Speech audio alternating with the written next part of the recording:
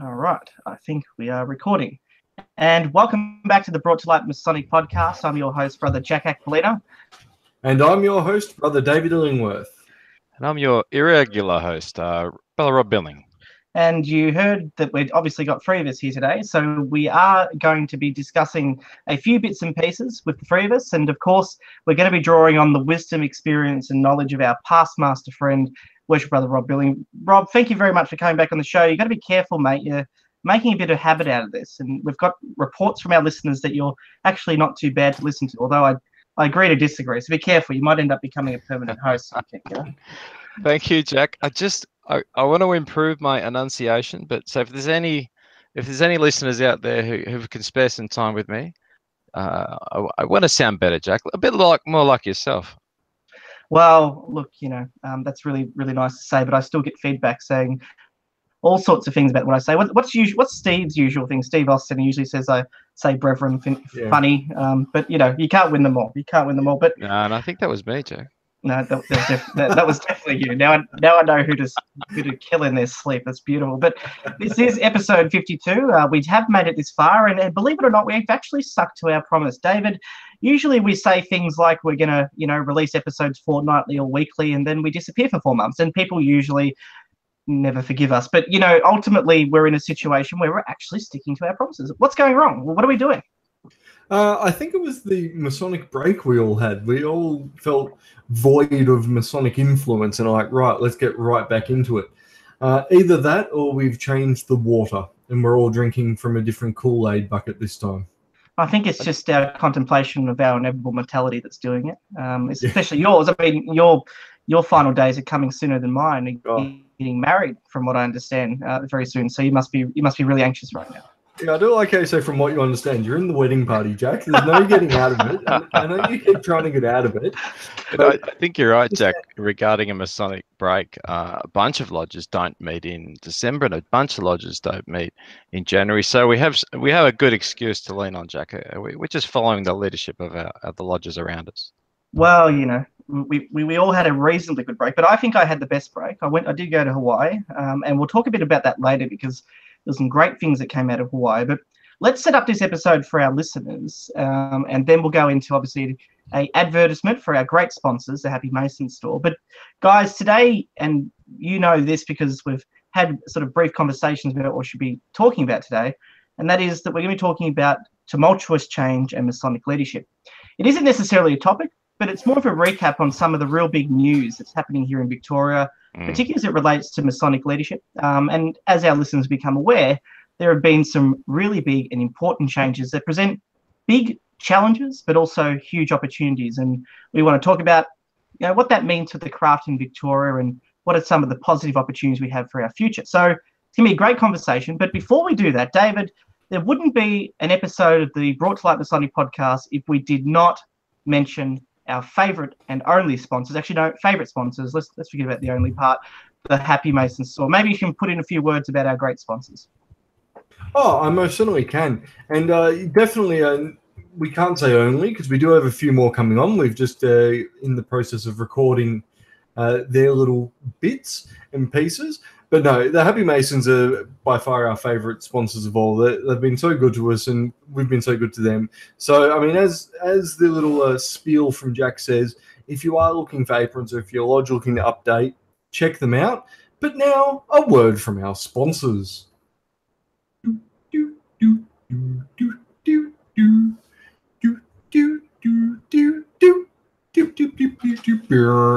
And welcome back. And yes, thank you again to the Happy Mason store for their ongoing support for the Brought to Light Masonic podcast, but more importantly, for supporting young Freemasons and the Blue Lounge Social Club. And we're working together to strive for Masonic excellence in a period of time where we really do need it. So thank you to them and for all their support. Now, let's hear some Masonic news.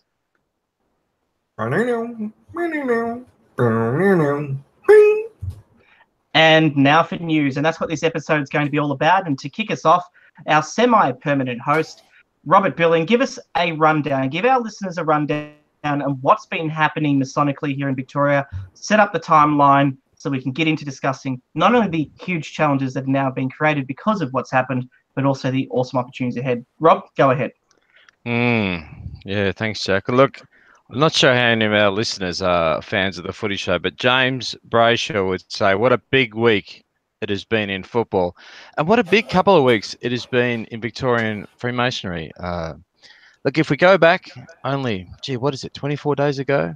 On January the 29th, we were told that the Grand Secretary had resigned, Brother Briscowie. Of course, he's still around for now. On February the 10th, the board met down in Traralgon before the dedication of the Latrobe Valley Masonic Centre. And then just 2 days later, we were told that the CEO of Freemasons Victoria, Ms. James Sidham Clark, had resigned.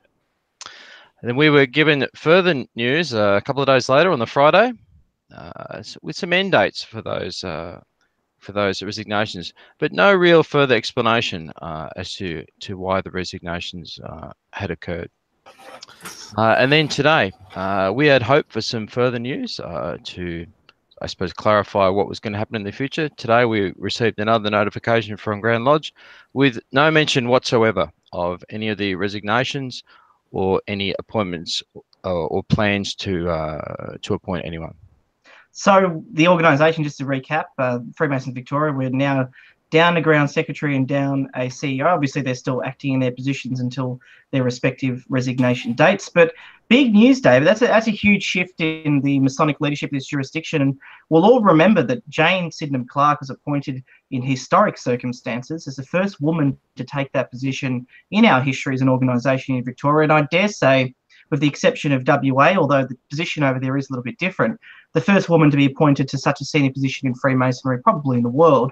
It had a bunch of different reactions. The membership overwhelmingly, I thought, was buoyed. We were absolutely buoyed. No one supported that appointment stronger than we did. And clearly we found ourselves in a position where we're in new territory, and it's all come now down to this unexpected, and I guess you could say abrupt resignation. So big news for Freemasons Victoria, isn't that right, David? Oh, absolutely. I mean, it was massive news. I mean, it was massive news when Jane came on board, and you were right. We were all eager for her coming on board, because even from speaking with different members of the board that we passed and said, it's odd that you've broken effectively what was almost tradition of it had to be a man or had to be a Freemason. And they said, well, she was the best person for the job. And to me, that showed a tremendous amount of growth in the organization, that we weren't just going, right, it has to be a Freemason or it has to be a man, only they can do it. We've gone, no, look, anybody is able to do the job because it's a business role, and she was the best candidate.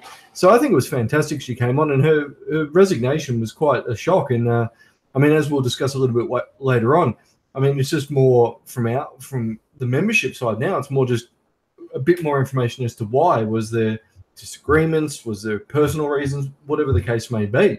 But no matter what, we, of course, wish her well in her future undertakings.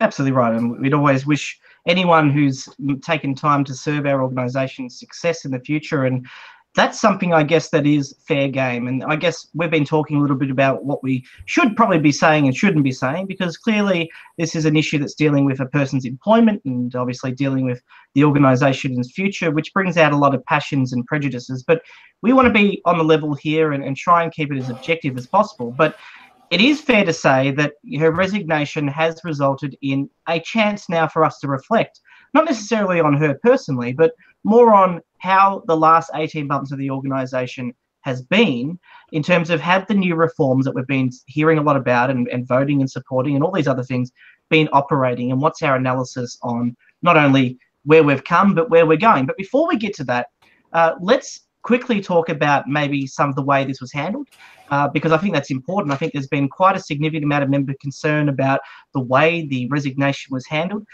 Rob, in terms of your impressions, I know that a lot of organisations can be compared to whether it be major charities. I mean, look at the Luke Batty Foundation recently. The CEO and chairman of the Luke Batty Foundation has resigned unexpectedly, and one of the biggest criticisms out there was the fact that there was no exit strategy, there was no plan, there was no succession. Other organisations like companies generally find themselves in positions where I mean, Commonwealth Bank has done it recently. The outgoing CEO, Ian Narev, a New Zealander, has now transferred his power through to Matt Common, and that's been done over a long period of succession planning and public engagement to ensure there was a smooth transition. I guess mainly to ensure that shareholders and investors feel as though they can retain their confidence in the organisation. Now, we're clearly not a not-for-profit. We're not a profit-making business as such, but I guess the membership has the same sort of temperaments and feelings. What have been your impressions about how this transition has been handled? Jack, I'm not particularly happy about how it has been handled. I feel like more could have been said, that we could have been included more in the discussion. Look, this resignation by Jane could be completely run of the mill. She's found something else to do, and so off she's moved. And she's written it in the email that we were told about the resignation. It's quite a nice write up of what she's done, and thanks Jane, and she's moving on to other things. I mean, I immediately felt, but why? Why? She was just on doing stuff. Surely there's a reason. We always search for reason in things, and then other members, unprompted by me, have made the very same comments. And a lot of the coincidences that we're just coming up to a grand installation, where there's a changeover of Grand Master, where there'll be a changeover of the president of the board, where the Grand Secretary has just resigned. It's an awful lot of coincidences to just assume that it's a run-of-the-mill. Jane's just found something else to do. She's given all she can to Freemasonry. I'd like to go along with that, but it just seems curious. I mean, I guess one of the biggest things that you can do wrong in any situation is let other people dictate the narrative. And I suppose, David, you've worked in business before. Is it run-of-the-mill for a CEO to resign under these circumstances where there's no information released? Not normally. Normally, in most, like in the business world, speaking solely in the corporate environment, generally when a CEO has a shock resign, it's normally a decision by the board, generally done either because the CEO's message that they're pushing out there isn't in line with where the business wants to go, or poor performance. In most business cases, it's the latter. It's poor performance, so off they go. But in our organization, neither one of those really fit. I mean, her position as CEO, it's difficult to say that she could be gone due to a performance type thing, because they don't have, you've got to make X amount of dollars per year. So, I mean, it's easy to believe that there's personal reasons behind it or things like that. But I mean, we're Freemasons. We love a good conspiracy theory. So there's probably a fair few with everyone going out. I personally think it's a master plan by Rob to seize power, because that makes the most sense. Some might draw the conclusion, David, that her end date, May the 11th, is exactly 90 days after the board meeting. Some might be able to draw some sort of conclusion that they asked her to leave. But look, I think that we would know about it if that was the case, and we would have seen a lot more about it. I don't think there's been that type of dissatisfaction with the job that Jane's doing. I think she's doing a lot of she has been doing a lot of great things, and she's continuing to do a lot of great things until she finishes up. I think it's more likely that maybe the 90 days, maybe she went along to the board and she said, I'm going to resign on Monday, just letting you know. Maybe it was something like that. Whether we're actually adding any value by speculating, I don't know. But look, I think there's a lot of people out there talking about it. And we're part of that conversation. One thing that's worth mentioning, though, I mean, personally, I don't mind why she resigned, other than the fact that it comes down to a reflection on the way it was handled. And why is that important, you might ask? Being able to manage these things is an essential part of running anything competently.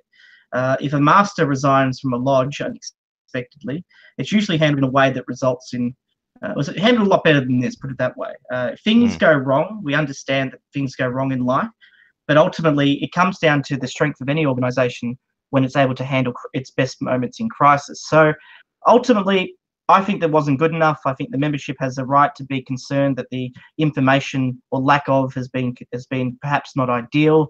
And I think that what it does, it highlights the a weakness in our organisation that can only be exposed and actually corrected if we acknowledge the problem.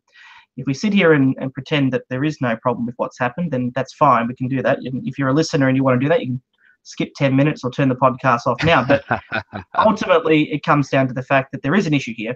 And if anyone turns around and says, no, this is business as usual, this stuff happens, they're absolutely talking through their rear end. And I'll put it that way as nicely as I can, because it is a normal process. And why is it important? Because I care about the future of the organisation, and I want to make sure that we handle things like this in a way that's appropriate, because the membership deserve that confidence. So, that's my 2 cents on the situation. I think even if the organisation comes out tomorrow and releases as much information as we would demand or have the right to know, then it still wouldn't be good enough. It's about 3 weeks too late. And I know you and I, Rob, and I think David to a large extent, were anticipating some information in today's newsletter, the 23rd of the 2nd, and it hasn't happened.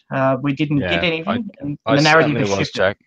I'm pretty confident that in the high places of FMV or Grand Lodge or whatever we're supposed to refer to it, that there is work afoot to employ a new CEO and to select a new Grand Secretary. And as I say, Jack, I would have expected to see some indication along those lines today, but we didn't see that. There was, as I say, there was no mention whatsoever. I'm not sure again if the blokes on high are hearing the people on the root level.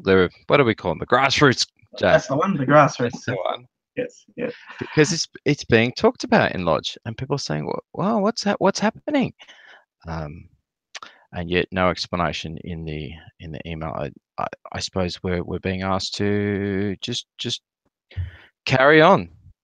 And I guess, like all great crime movies, where they say there's nothing to see here, there usually is. So I guess it's interesting to see. But look, let's pivot this. Let's cast the net a little bit broader.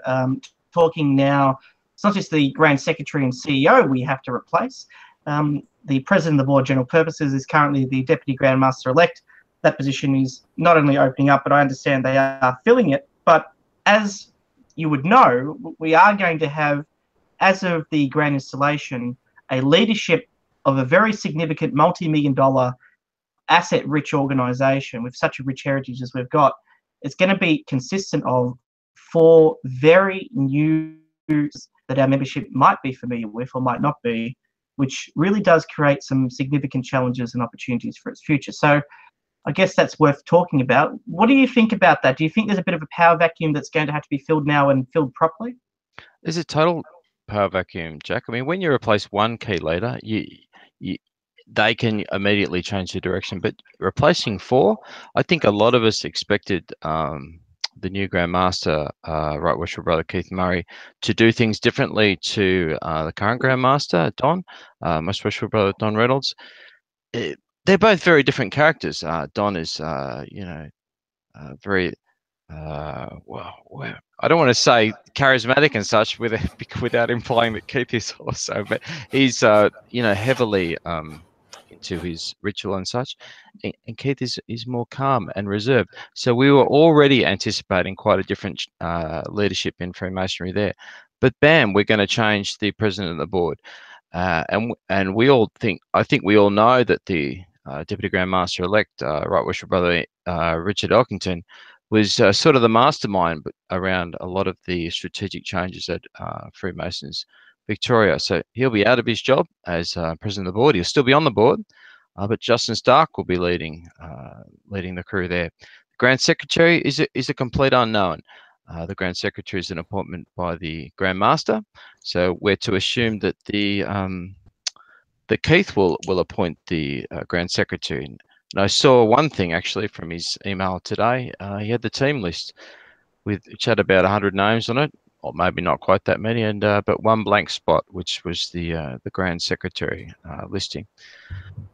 And then, of course, the CEO, which I think the CEO role needs a lot more thought. And I wonder if Jane is having some input into the design of the the new CEO roles for who we will employ next. What is it we want the CEO to do? Is it going to be a different role to what we employed Jane to do? It's a tough job, and I know I've got some thoughts on that. Yes, and we'll get to discussing the broader issue of reflecting on how the last 18 months worth of structural changes have worked, and as to whether or not, as what I call the three-headed monster is successful. But one thing I do want to ask, and David, maybe you want to chip in here. Let's keep it positive. Reflecting on the last 18 months or so of having a independent CEO as such, has not amalgamated the Grand Secretary. What we've been heard is described as a Grand Master's role that has a less capacity in terms of its constitutional authority and power, and also a Grand Secretary that's also reporting now to the CEO, and a board that's taking a more prominent view. Looking over the last 18 months, David, what do you think have been 2 or 3 of the biggest positive achievements that have been done, especially during the term of Jane as CEO? Yeah, I mean, I'd have to say probably one of the biggest positive achievements would have to have been the strategic plan, which we were involved in working on. I think that was by far the biggest one. The other ones, I would say, probably to a lesser or greater degree, is it helped the craft itself try to eliminate that misogynistic overtone that we often get accused of being an all-male organization. Having a female running the business arm of it definitely does change that dynamic and sort of goes, well, look, we're not necessarily a misogynistic organization because we have no issues with women. Just historically. I agree with you, David. I did get the worms out of the woodwork, though, or whatever the term was. Gee, you found the occasional old bloke who had an issue. He was quickly shushed up. Well, that's the thing. I mean, the reality is most of the complaints that people had weren't, I would say, from the ones I heard anyway, they weren't necessarily against her for being a woman. I mean, most of the guys had no issues with women. So it wasn't your stereotypical misogynist, which is I hate all women. It was just, we are an all-male organization. We should be run by a male. That was most of their views. Now, the younger Freemasons and younger guys are very much man, woman, we don't care. Whoever's best for the job. Well, it was even quite the opposite from what I was seeing, David. People were quite inspired that we had employed a lady in that role. It was really sort of revolutionary. It showed that Freemasonry was prepared to change, was moving into the future. The media outlets loved it. We saw her on TV, and there's a nice element there of how, given that Jane was put into a business role, the CEO role, because she was a woman, that quite clearly made the divide between the business role and a Masonic role, because she wasn't a Freemason. She's never going to be a Freemason. Well, at least in our Grand Lodge, and that made it much nicer divide. Well, exactly, and it really did, and I think it showed. I mean, as we know, and as we've talked about on this podcast before, I mean, if women really want to join the craft, then they can. There's co-masonries out there which aren't recognised, but they can join that. There's the Order of the Eastern Star, which allows women, from my understanding, I believe that's recognised. Jack will probably have a little bit more information on that than I. But you look at things like that and go, they can join. But I mean, I look at some of my friends who are girls, and I was telling them when I joined a Freemason, and they said, "Oh yeah, I may join." I said, "Well, you're welcome to. There's these options." They're like, "Oh no, I don't want to." It's really interesting. And at the same time, their view is much like most people's, which is that's a guy thing. It's a good thing for the boys to go out, just hang out, relax. It's not a debaucherous night out about town. It depends what lodge you've been to. I'm not sure if you've been to them all. Well, no, I haven't. I may not have been to the fun ones. All I've really been to is Brunswick United and Cornucopia. They're my two main ones, and Cornucopia is incredibly tame. I mean, steady on. The fact that we're not in bed by 8 o'clock surprises me. It sounds like a weak lodge to me. I mean, honestly, I think I think one of the Brunswick United. I'll give you that. It's definitely not. But let's have a look at maybe some. This is my analysis, at least in terms of some of the positives. Number one, the rhetoric changed. I think we had an introspective view of the world now, where instead of us thinking that we were infallible. We seriously had an opportunity to look inwardly, and I think the rhetoric change was important. And I've been quite critical. You listen to our podcast. We've gone through phases of hours of complimenting the good things that have been done over the last 18 months, but also holding to account for the membership's benefit, and quite vigorously things that we thought that maybe were heading in the wrong direction. But one thing that was exactly right was the rhetoric change that resulted in our organisation being able to think inwardly about who we are.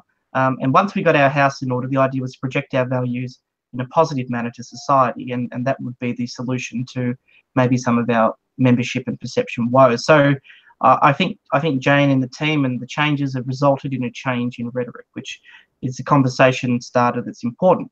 The other thing, I agree, the strategic plan was good in the sense that it had a nice vision. I'm not sure how far we've got to implementing it, but it has a nice vision, and I think that was a positive change. But I think the overwhelming positive thing, and this is going to sound a little bit self-serving, but nonetheless something that I thought was really indicative as to why we thought Jane was the best person for the job, and that was the revolutionary partnership that was established with Blue Lounge Social Club.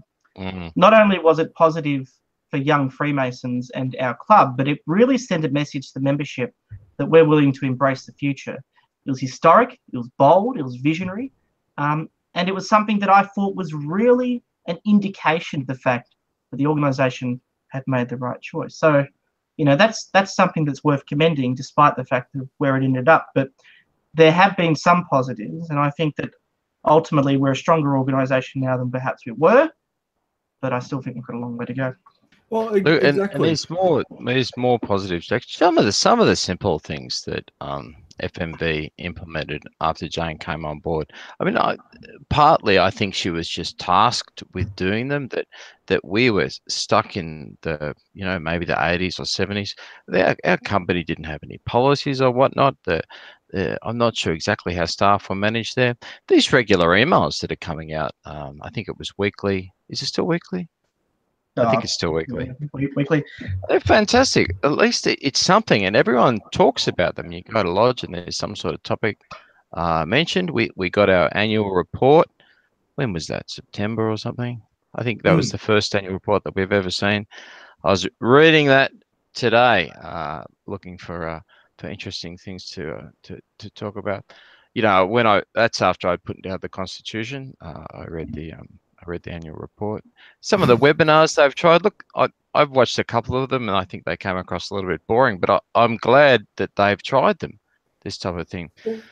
Rob, whilst I'm happy to say that I feel like there's not quite enough transparency of things that are going on, but the transparency compared to where we were before Jane came on board is actually better, and she's set us a higher, I suppose, expectation of that type of thing. Well, Rob, the question then becomes, for the next CEO, do you believe the board's going to go for another female, an outsider male, or do you reckon they're going to go for a Freemason?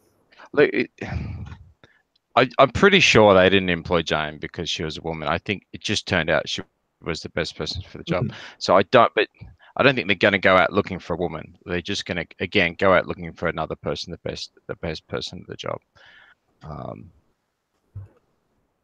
So I think that's the way it'll work. You're not going to be applying for it, Rob? I think I applied. I don't know if I'm shortlisted yet, man.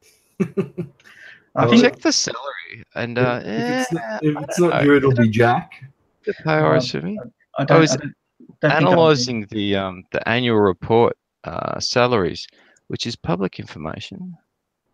What do we got? We got 17.4 full-time employees at Grand Lodge. I thought you were about to say 17.4 million. I thought, Christ, you know, more than a bunker. 7 of them are paid between 100 and 150k, and one of them is paid between 150 and 200k. Well, I'm going to have a fair crack at who that is. Who that is. And I calculated it. I did some rough math, and that's, to my knowledge, to my understanding, $1.6 million in wages per year. And let's just put that in the perspective. Let's just round up that we got 10,000 members. I know we don't have 10,000 members, especially fee-paying members. Let's round down that. Let's say $100 a year. That's $1 million, brothers. That's $1 million. And if you actually look at the real numbers, it's about 8,800 times about $115, which are still roughly $1 million.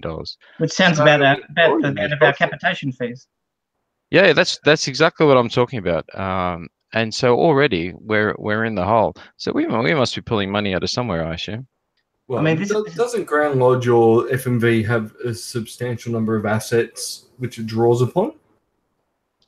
Yeah, well, assets cost rates, right? So we need assets that make money, unless we keep selling them. Yeah, well, that's the thing. They've sold a fair few that, from my limited understanding, and I could be making this all up, so I apologize if I'm wrong. But they've, my understanding is they've sold a few like ventures or property ventures that have pulled well over a couple of mil each, because we've had them so long and they're in prime locations. Look, I think you're right, but the pure equation asked the question is, when are the fees going to go up as the members go down, or do we need to reduce the spend at the top? I've looked through the staff. We've got 6 executives employed at FMB, and the particular stat that I've noted is that only 3 of the 6 executives have hair. That might be different now. Is that a contributing factor? Is that what you're saying? Yeah, if I want to get a job there, I've got to shave my head. Is that what I'm saying? Because I may be in the market for a job soon. I currently work for one of the big 4 banks, which is currently purging 6,000 individuals. So you never know. I think the reason they're bold is it makes them harder to catch. More slippery when you're bold. Just to be clear, I'm not speaking out of school. You can Google all this. It's all on the website for anyone to see. I think it's also worth reflecting on the fact that there's been some big things that perhaps weren't as rosy as what we've been talking about. That is obviously the big vote that happened in September, a huge indictment on some of the changes. So not everything's been rosy. It's been a tough 18 months for the organisation. An absolute robust exchange of democracy, which is only a positive in itself, in my view. And I think what's happened is we have really put to test, and this will take us to our next mini topic, we've put to test the new structure of governance. And just to recap for our listeners, we were participating in a process where we voted for changes that really separated the role of the administration from the Masonic, which in a sense had a consequential effect on the role of the Grand Master. Now, traditionally speaking, the Grand Master run the organisation with an iron fist, generally had a consultative body of the board. The board were usually just a rubber stamp, and the officers that were appointed to the various company director positions were all just ceremonial officers serving a dual purpose. So the Grand Master was basically the person managing and leading the craft. Now, there is a bit of a motto going around, I can't quite remember it, but there's something on the lines of we want the Grand Master leading the craft, not running the craft. And I guess that has been reflected in the model that's been introduced. But the model that's introduced has seen the Grand Master being the ceremonial figurehead, I guess almost the equivalent to what we've got in Australia with the Governor General representing the old institution of the Crown.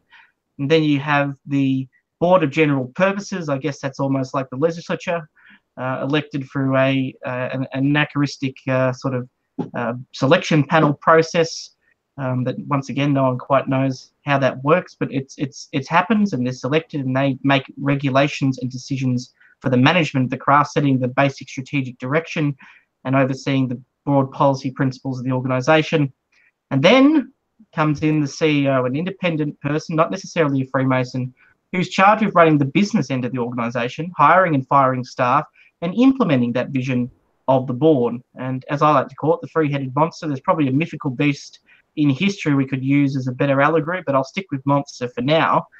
Now, David, maybe we'll start with you. What have, in your view, been the shortcomings of that? I think we could sit here and say it's worked well, but I'm not necessarily sure that the last 18 months have been an example of it being necessarily something that has been a huge success. And clearly we've got a lot of growing pains to go before we get the balance right. But what do you think has been your views on that sort of structure? I guess using Rob's admiration for the emails, I guess that's an example of this in action. You see 3 photos, 3 separate reports, 3 separate leaders, 3 separate messages. it can come across as a little bit disjointed. Maybe give us your thoughts on that, David. Absolutely. And I think, to be perfectly honest, it has come across very disjointed.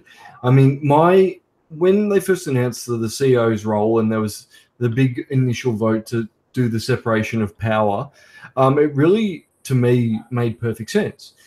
Because in my view of the way that it should work, we've got the CEO looking after nothing but the business side of things, and then the Grand Master looking after all the Masonic side of things. And to me, if that worked good, so there'd only be two heads, and neither one got involved in the other's business, basically, it would be a flawless system. This one, we kind of got three people involved. No one really seems to know what their job is. The CEO blends into some of the Masonic space. The Grand Master blends into some of the business space. And then you've even got like the Grand Secretary blending all over the place. It just doesn't flow right.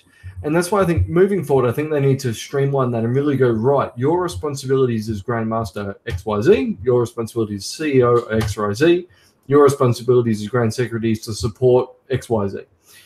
If they do that, or they streamline it to go the CEO reports to the Grand Secretary, for example, and blend it that way, that could even work.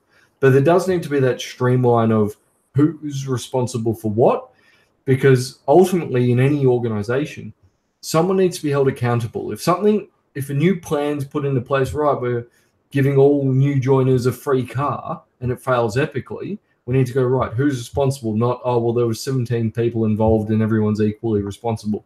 None of that. It needs to be, here's the single point that we can say this was your idea, it hasn't worked, or brilliant, it has worked.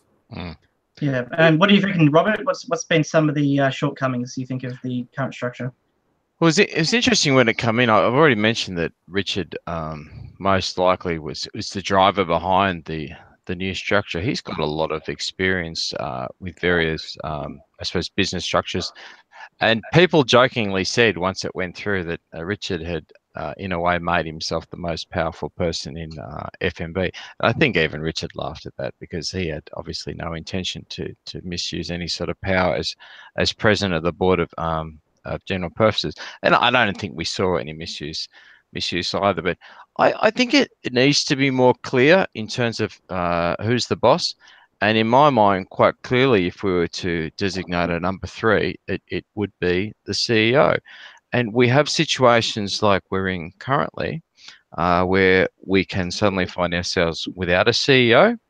Well, if we had that further up the pecking order, we would be in either further, I suppose, trouble. The Grand Master, we know, well, I've never seen a Grand Master ever resign and leave us. And we know who's coming up next, and there's always someone there to replace him. And the Board of General Purposes, it'd be very hard to lose them. So I think that they are quite stable in their positions.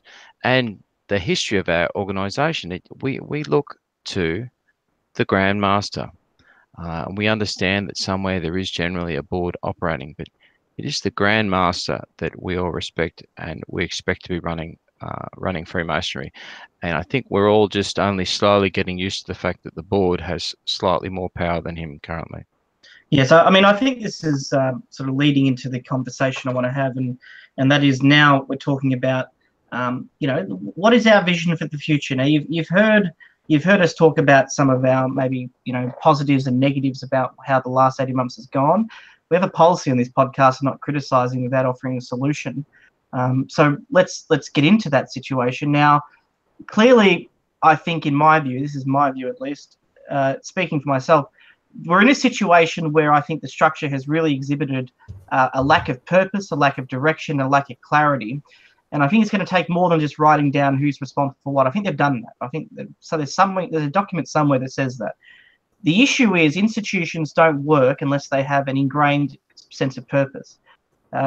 Government's a great example of this. We have a situation where we have the executive, this legislature, and the judicial. They have clear defined functions, not only on paper, but culturally as well. This situation at the moment in our organisation is that we don't have a clear picture of what is the role of the board and what is their responsibilities in terms of accountabilities to membership, what is the role of the Grand Master and his accountabilities, and what is the role of the CEO. some of the to and fro that's been happening over the last 18 months has been, well, no, the CEO isn't accountable to the membership; they're accountable to the board.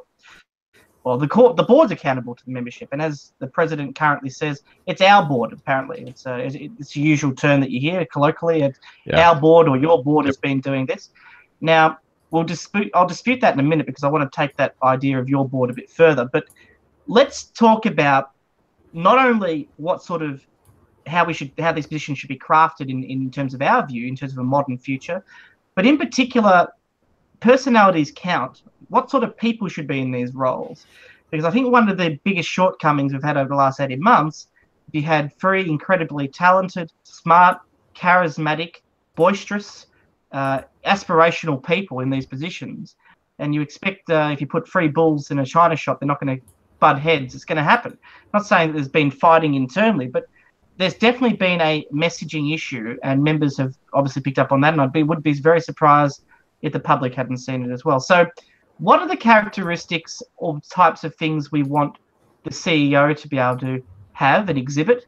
And then we'll talk about the Grand Master, and I want to get to the board last because I think that's the most interesting. So feel free to jump in. What do you think? I'll jump in on that.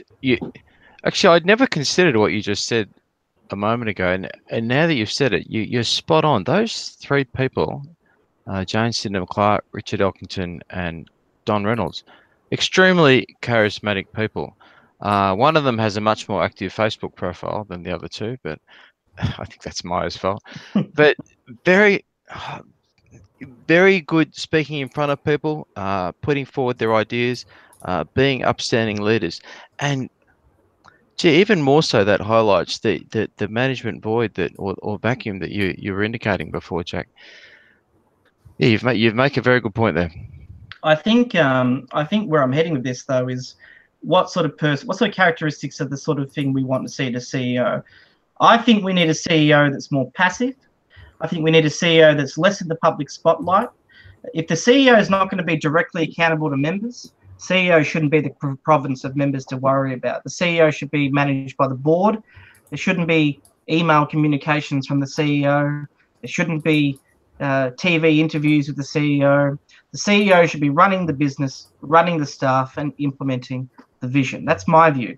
And I think that's important because you've already got 2 other people who are trying to do that. It's the Grand Master and the President of the Board, which we'll get to in a moment. Yeah, I suppose on that, Jack, like if we look at, say, let's pretend the board runs 2 companies, and one of the companies is full of Freemasons, and the other company, manages some property, whatever.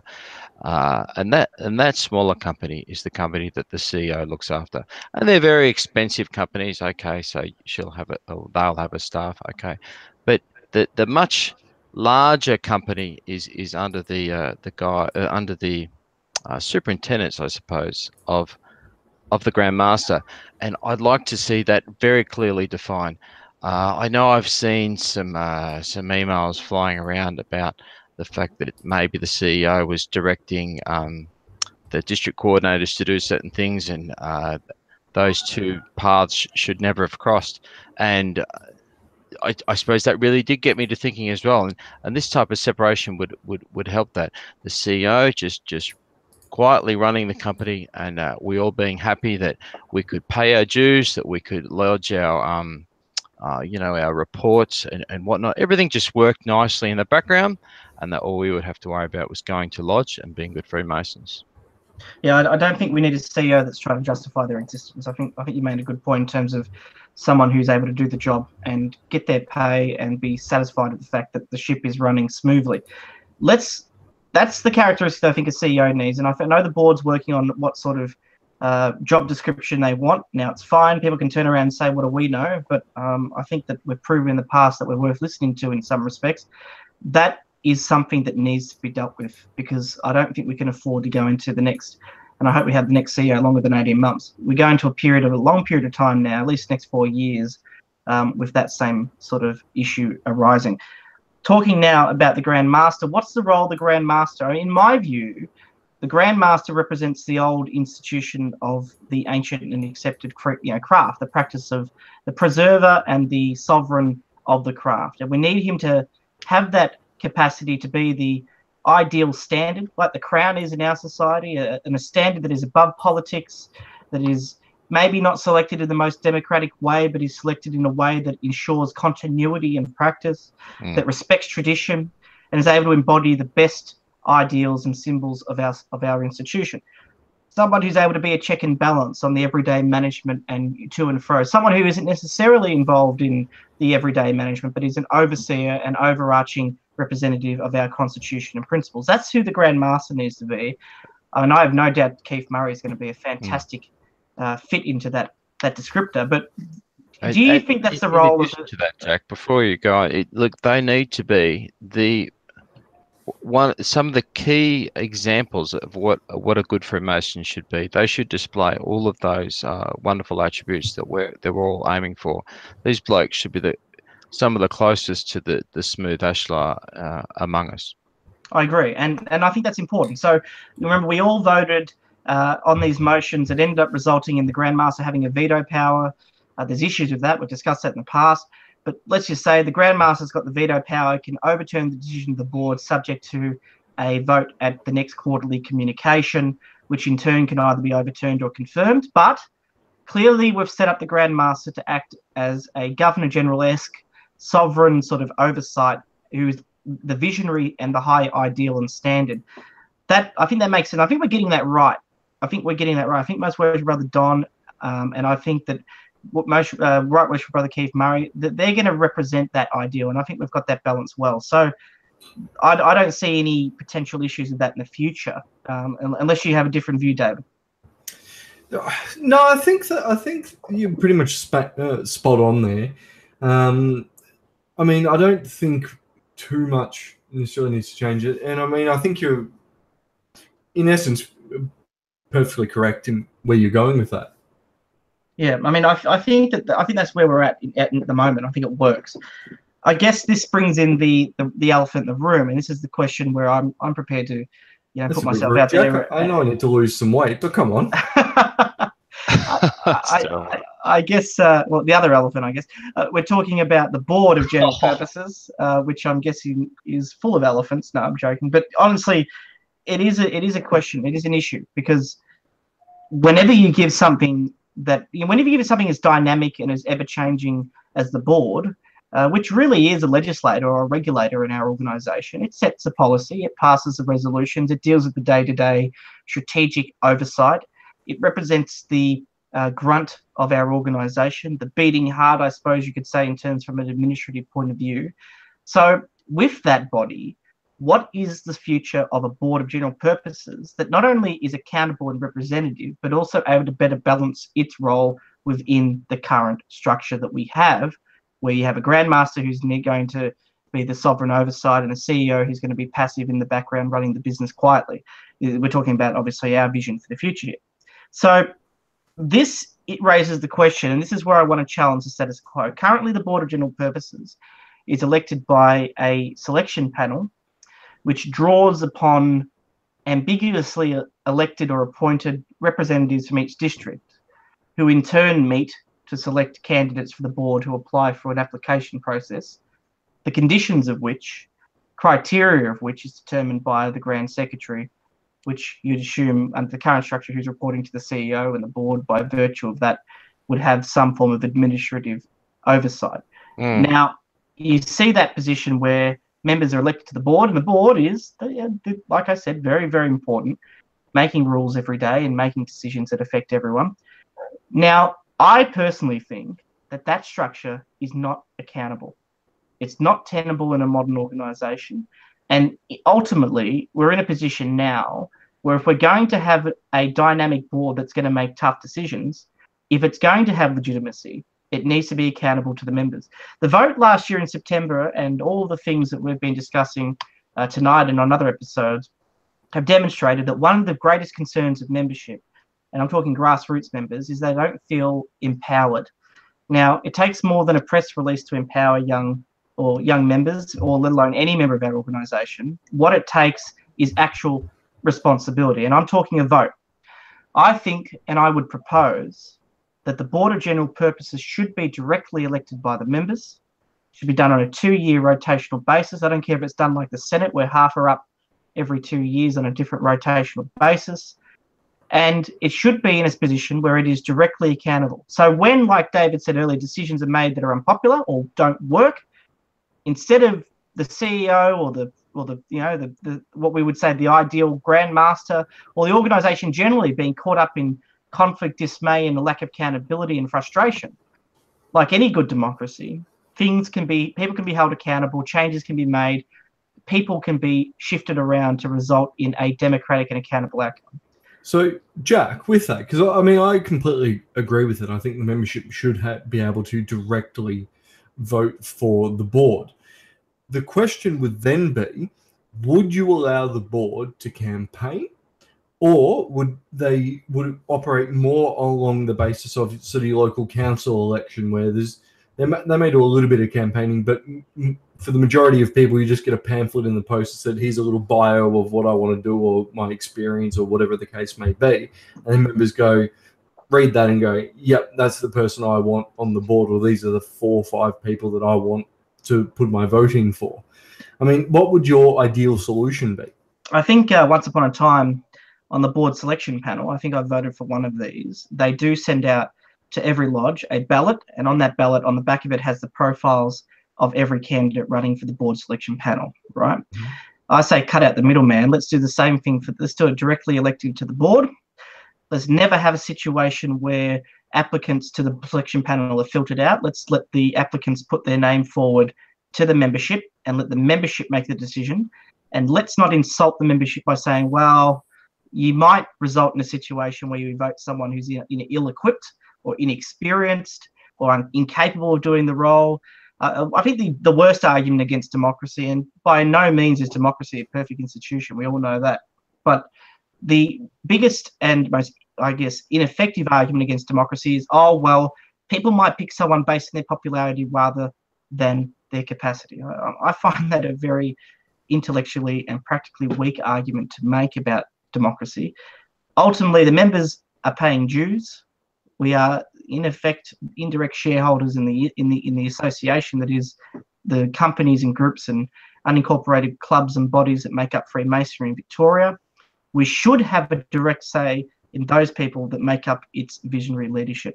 And I think that our organisation should have faith in our members to be able to make those decisions on a semi-regular basis. Well, Jack, even based off that, I mean, there's a simple solution to that if people worry that people are going to get voted because they're popular. So, for example, everyone votes for you to get on the board. And like, yeah, Jack's the man we want. You get on there, you make a right mess of it. I mean, the simple solution is, obviously, if it's a 2-year term, you're going to be potentially out of there within 2 years anyway. But just put in some ability. So if enough members get together and say, we want Jack gone, that they can all vote and bang, you're off, and a substitute's put in, or someone, or the position's vacant until next time. I mean, that would be the simplest solution, a bit like the government does with the vote of no confidence, where they can just vote someone out effectively. But I think... go ahead, Jack, on some of those more detailed things that you blokes are getting into now, and I'd like to take a step back slightly. Like, I like what you're saying, Jack. I really do. The motion you put forward that we directly elect the board, and it got me to thinking, like, are we putting these blokes here to, I suppose, because we think they know better than us, and we're putting 13 wise blokes in a room because they're the smartest guys to lead Freemasonry? Or are we putting 13 blokes in a room who represent our views and opinions? And you'd have to say at the current state, it's option one that's currently happening, that the process and the procedures that we're going through, essentially we're just trying to put 13 smart blokes in that room. But are they 13 blokes that represent the wants and needs of Freemasonry? And what is it we're actually after there? But Rob, I think there's a problem in that mindset of we're putting 30 members is we're not. From my understanding, and Jack, you'll be able to correct me on this if I'm wrong, each district elects someone to go to the board, and it's then the selection panel which decides who gets on. So a district could go, here's the man we want, represents our values, goes up there, and then the board goes, no, we don't want you, we want this other guy. Well, I mean, the issue is, this is the issue. I'm sure the pretense is, and I say pretense in its most sincere sense, the pretense is the current process does result in, rather than the popular guy who's representing views, the best people to run the organization, like any company. This is the spiel. It's a company, you've got a board, and you've got to have professionals. All boards have professionals appointed. Well, wait a minute. Boards are appointed, directors of companies are appointed by shareholders. Shareholders are the ultimate controllers. They are the owners of the company, not directors, shareholders. In our organization, we are more than a company. We are not a professional body that necessarily needs a board made up of professional people for the sake of saying, well, we've got professional people on there. We're more than that. We're a democratic members-based organization. And that means that there is a need for some representative democracy. But let's put that to one side. Let's go to the first premise. And that is, the first thesis is the current system enables professionals to be put on there that otherwise maybe even not bound to be elected. We put the best people on there rather than the popular people. That is a pretense that in reality is just saying, well, instead of the membership picking the people they like, it's the group at the top who have power at the moment picking who they like, whether or not they're talented. It's just beside the point. It equally applies. If the membership can't be trusted because they might make the wrong decision, then a small group of people at the top can't be trusted because they also may make the wrong decision. And this is the issue. If you're going to have democracy in any form, it needs to be broad-based, it needs to be closest to the people as possible, and it needs to move away from a filtration system that really empowers people who, I'm not saying have ill intention, who probably have the best of intention in the world, top, who think they know what is best, to have a disproportionate amount of power to select those people over the general body of the membership. As far as I'm concerned, it doesn't work. It's inconsistent with our values, and it doesn't fit with the very model that we are talking about, the three-headed beast of administration, which is basically the executive, oversight in the form of like a sovereign-like figure like the Grand Master, and a policymaker, which should be accountable to the members they're making policies for. So Totally agree, Jack. And look, I was asking myself about how do things get to the board for them to talk about and to think about for moving forward in Freemasonry, and there doesn't seem to be any communication method unless you actually know one of these blokes and go to lodge with him. How do you get an insight into what the discussions are and what things they're looking at in the future? Where is the communication method where our views can be represented? And I don't see it. I honestly don't see it.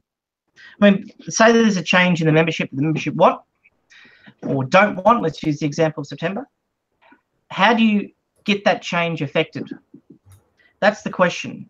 It clearly isn't through the current board process, because the board is so isolated in terms of institutionally, not necessarily intentionally, but institutionally, that in order to get things done, you either have to know one of the people on there. You can't necessarily move motions at meetings. You can't unelect them. You can't hold them to account. You can complain, I suppose, write a letter to someone. I know where that goes, in the rubbish bin perhaps. But, you know, that's why I find it interesting that the mantra of your board, yours, a sense of, let's think about this. The word yours denotes ownership. Ownership denotes responsibility, power, control, accountability. That's a farce. And I think that it's not I'm not saying it's intentionally a farce. I think the intention is to make the organization more open and democratic and empowering the membership. The conversation's been about how can we empower lodges? Forget about the lodges. Lodges are clusters of members. Let's empower the members. You have strong, independent, activated members. You're going to have a strong, independent lodge network, district network, and organization.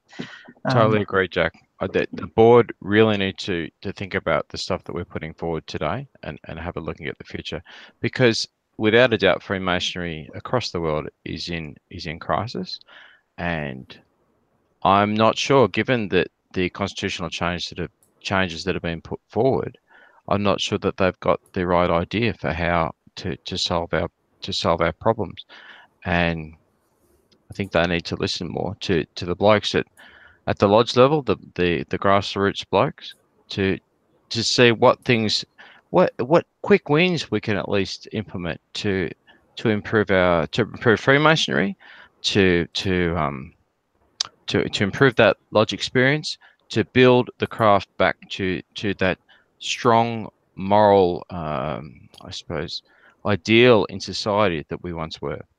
Yes, and I mean, look, and I want to make my thoughts very clear here. I'm not saying that the current members of the board are intentionally not being accountable or are intentionally out of touch. That's definitely not the case. I know, I mean, a lot of members of the board, very good, I consider personal friends of mine, who really do care and love the organisation, and they don't do it for money. They get paid to be on the board. They sacrifice their time to commit to this organisation, and, you know, Godspeed to them. We're lucky to have committed members like that. But there's one way, and I think David will appreciate this, the best way to get people accountable is to attach their self-interest to that accountability.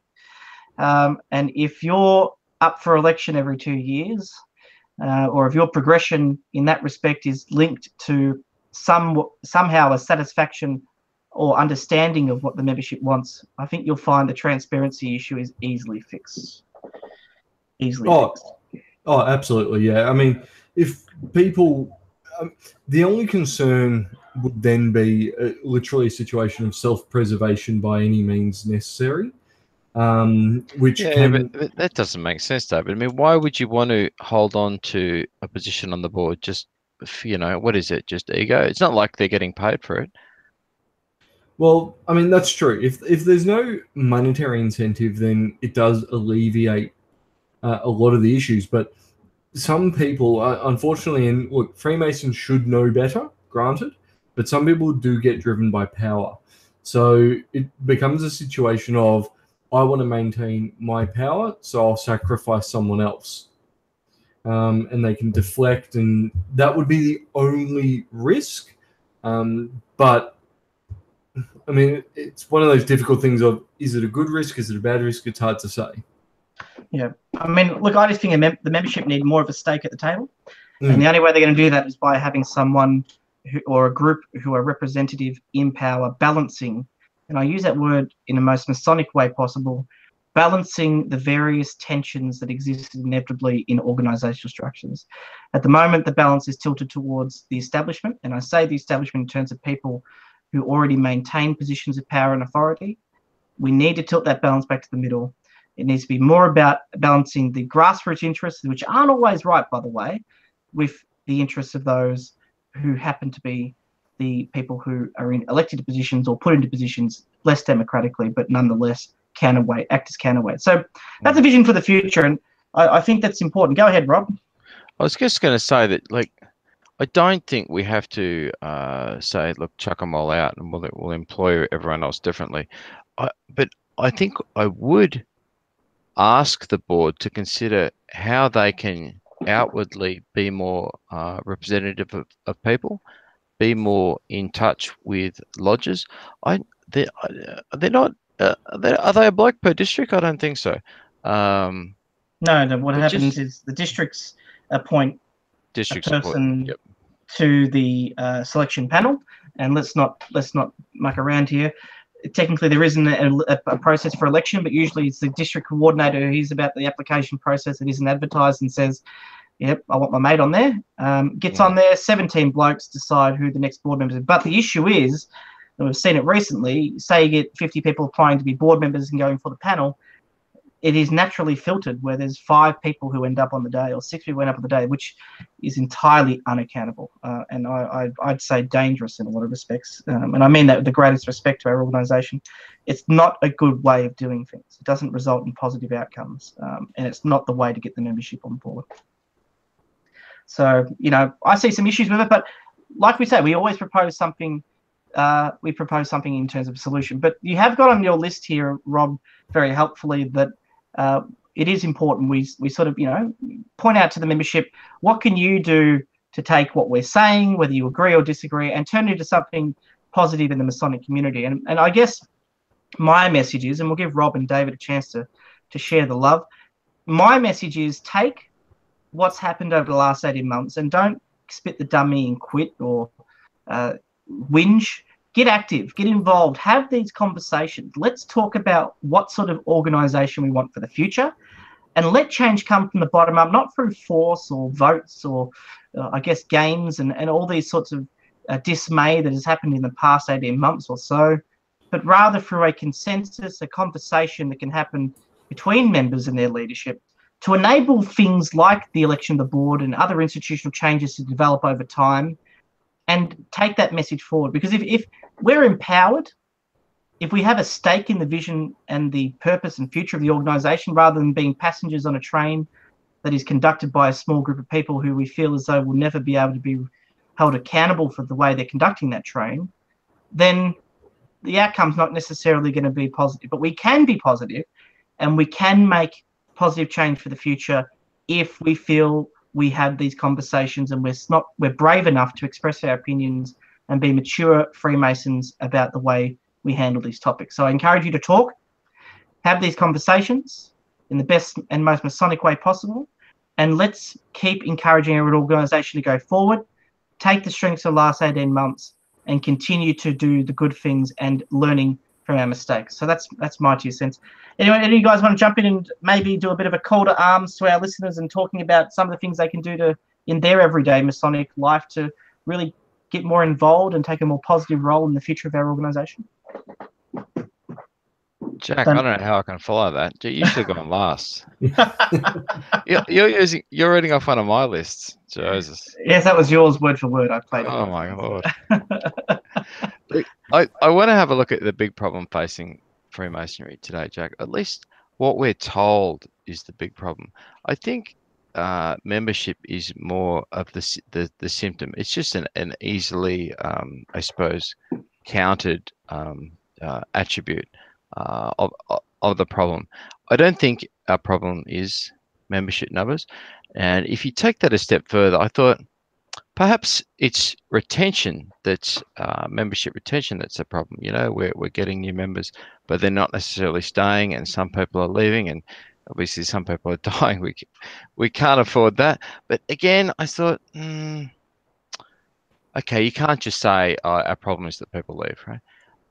I bottled it down to engagement, and I've been corporatized by some of the companies that I've been involved with along the way. Jack, this is a very corporate term, engagement, but I think it's very fit here. When you look around lodges and you see the bloke that doesn't bother learning his charges and the bloke that never visits, you see a different level of engagement in them. And we need people to be engaged in the core principles of Freemasonry, morality, making yourself a better person, improving the community. And I've made the note here. There's I suppose a quick summary of engagement you can refer to, and it's called the say, strive. It's Hewitt's model of engagement. Say, stay, say, strive. God, it's like a tongue twister. Well, you got that one out. So when people are I suppose surveyed about this, that they're saying how likely are you to stay in the next 12 months? That's the first one. And then they say, how likely are you to talk about how good your company is or organization? And then the third one, strive, is how likely are you to want to improve the place? And look, that's where we want to be. We want everyone to say, everyone to be out there talking, and everyone to be striving. But I'm not sure that where we're at, everyone is out there saying and striving. Everyone for the most part is just staying, and it's that engagement that we need to work on. And look, I'm engaged, Jack, and I know you're engaged, Jack. And look, I wish people would come along for the ride with us. If you see where we can all end up, it's a good thing. I think it's a very good message. David, what's your thoughts about some of the things that members can do to make a more positive contribution to the future of the craft? Oh, well, in my view, I believe you both sort of covered it off very perfectly. But I'm gonna turn it around, and I'm gonna play a bit of devil's advocate and go down the negative path for a moment, because I feel that potentially why members aren't necessarily getting as involved as Rob was saying is potentially that they're feeling like they're getting shut down by some of the older brethren or some of the more senior guys who take, when people go, oh, I've got a great idea, here's how we should do something different. And the older guys, nope, we've never done that before, so we're not doing it now. And very much stuck in the past. So the question I have for you both then, given that, is how do we get these members who are ambitious, who do want to strive and do want to build the organization, but they're getting the royal shutdown. They're getting the, no, we don't do it that way around here, Sonny. Jim, pack your bags and sit in the back and please leave me alone. Because if members are doing that, or if they even if they're not doing it directly, but they're getting the feeling that they're getting shut down, then they're not going to try to learn charges because they're going to go, what's the point? I'm not going anywhere, and things like that. So what would your solution to those members be, Rob? Just thinking out loud, David, I hadn't considered this question, but I wonder if there wasn't such a stigma attached to moving lodge. We could quickly shuffle people around so that people of a like mind would fit together. We can leave all the grizzlers together, and the progressive thinkers move them into similar thinking lodges. But I'm not sure if you blokes have seen it, but I really do feel there is a stigma attached to moving a lodge. You become in districts a little bit of us and them, although we all do like to visit each other and be friendly. At the end of the day, we go back to our lodge. I have seen it. It's not directly, of course, but I've seen it with other members that have wanted to change lodges before. And there has been that real, oh, why are you wanting to leave my lodge type attitude. But I think that we need to get over that and go, we're all one organization. And the reality is some lodges are fairly old and they get young members to prop them up. Well, okay, you need propping up, but an 18-year-old coming into a lodge where the average age is 85 is not going to hang around the craft. He's not going to want to improve it because he's going to be there while this place is dead and dying and will be gone in the next 10 years. So we'd be better off saying to him, well, look, you've joined the wrong lodge. Come over to this young, hip lodge where they're all 18, 19, 20, or all in their 20s and party on down, dude. Are you two in your 20s? I'm 25. Yeah, Jack's basically a baby. I'm like 30. I'm 32, 33 this year, I think. You're old yourself. I'm pushing the average up. So Rob. I'm well below the average age, though. That's true. You're not 64 and a half. But look, I'm going to take a slightly different view, but embracing, I guess, the same concepts of what you're talking about. I think that to answer your question about what can we do to sort of get over the cultural cringe issues that we do have, generational gap issues, I think it's paradoxical. I think you've got a situation where we need to build young members into leaders. We need to build capacity. We need to build networking. We need to activate those young leaders and help them launch the organization of the future. This is where the paradox comes in. They can't do it without the support of the very members that are currently standing in some respects in the way, in the path of that launch pad. So it's paradoxical. So what's the solution? I think that what the Blue Lounge has done and grassroots initiatives like that have been focusing on is, well, firstly, win hearts and minds by being the example, being the change you want to see in the world. And that's what we got to do. It can't be based on this old system of lodges and districts. Like you said, we're all members of the same organization. What we need to do is get the future of tomorrow, get the change agents, as they used to be called in our organization, get the thinkers and the visionaries, get them together, let them network, let them support each other, let them become that inspirational leadership.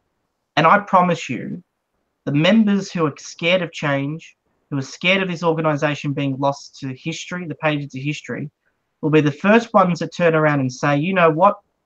You've done us proud. You've proved us wrong. We're no longer scared. Our fears now turn into confidence, and we're going to follow you and back you 100% of the way. And I think that's what the Blue Lounge does every day of the week. And I think that's the solution.